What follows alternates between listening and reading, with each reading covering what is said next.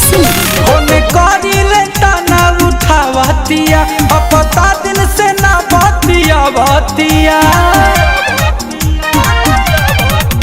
होने करिले तना उठावतिया अब पता दिन से ना बतिया बतिया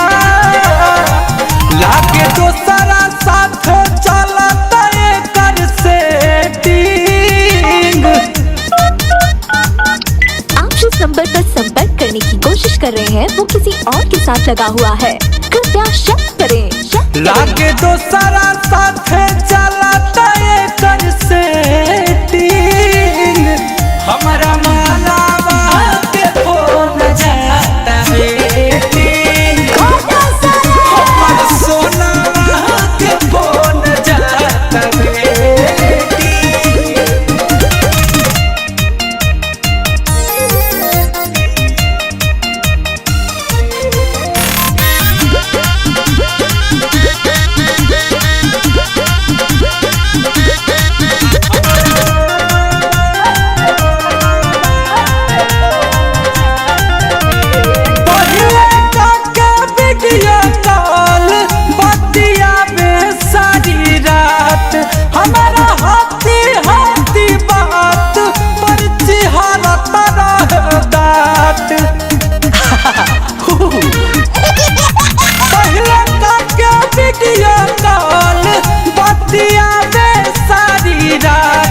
हमारा हाथी चुकी बात पर चिहारता रहे दात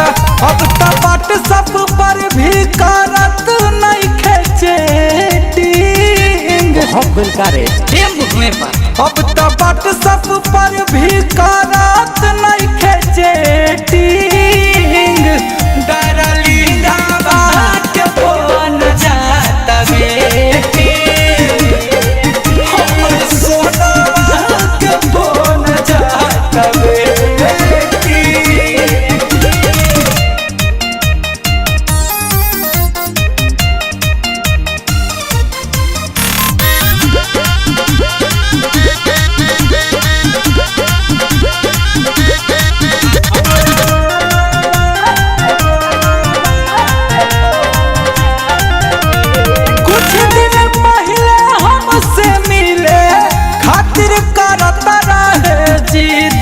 मारू रौशन विश्वास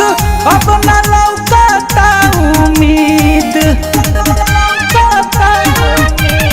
कुछ दिन पहले हमसे मिले खातिर करत रहे जिद मारू रौशन विश्वास अपना लौकता उम्मीद गुंजन सिंह संगे करत नहीं तो बड़ी दुख का बात है वो मेरी थी